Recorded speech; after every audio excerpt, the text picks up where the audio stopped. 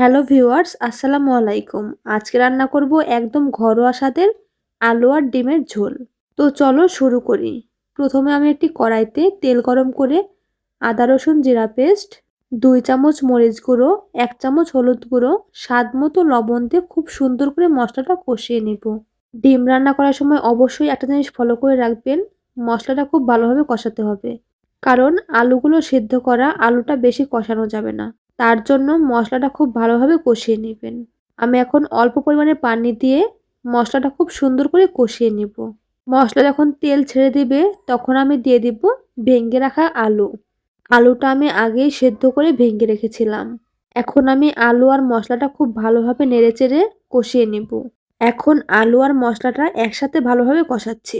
যত ভালো কষাবেন ঝোলের ঘ্রাণ আর স্বাদ ততটাই গাঢ় হবে। আলুটা কষানোর জন্য আমি এখন দিয়ে দিব অল্প পরিমাণে পানি। পানি দিয়ে আমি খুব ভালোভাবে কষিয়ে নেব। আর একটু পরপর নেড়ে দিব যেন নিচে লেগে না যায়। মশলার তেলটা আলুর সাথে মিশে গেলেই বুঝবেন একদম পারফেক্ট কষানো হয়ে গেছে। খুব সুন্দরভাবে কষানো হয়ে গেলে আমি এখন দিয়ে দিব পরিমাণ মতো পানি।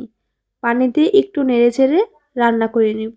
এইভাবে ডিম রান্না করলে কিন্তু খেতে অনেক মজা লাগে। যারা ডিম লাভার আছেন তারা অবশ্যই এইভাবে রান্না করে খেয়ে দেখবেন খেতে কতটা মজাদার। এখন আমি দিয়ে দিয়েছি ডিম। ডিমটা আমি ভেজে হালকা করে কেটে নিয়েছি যেন ভেতরে ঝাল লবণটা ঢোকে। তাহলে ডিমটা খেতে বেশি মজা লাগে। এইভাবে আমি বেশ কিছুক্ষণ রান্না করে এখন দিয়ে দিব পেঁয়াজ বেরেস্তা বাটা। পেঁয়াজ বেরেস্তা বাটা দিলে তরকারির কালারটা এবং টেস্টটা অনেক ভালো আসে। তরকারির স্বাদটা দ্বিগুণ বেড়ে যায়। আপনারা কারা কারা পেঁয়াজ বেরেস্তা খেতে পছন্দ করেন বা তরকারির সাথে দেন অবশ্যই আমাকে কমেন্টে জানাবেন। এখন আমি কিছুক্ষণ রান্না করে তরকারিটা নামিয়ে নিব। একদম ঘরোয়া রান্না আলু ডিমের ঝোল। ভাত রুটি যে কোনো কিছুর সাথে জমে যাবে চমৎকার। দেখুন কালারটা কত সুন্দর হয়েছে। খেতেও ভীষণ মজা হবে। আজকের মতো এখানেই শেষ করব। সবাই ভালো থাকবেন। আল্লাহ হাফেজ।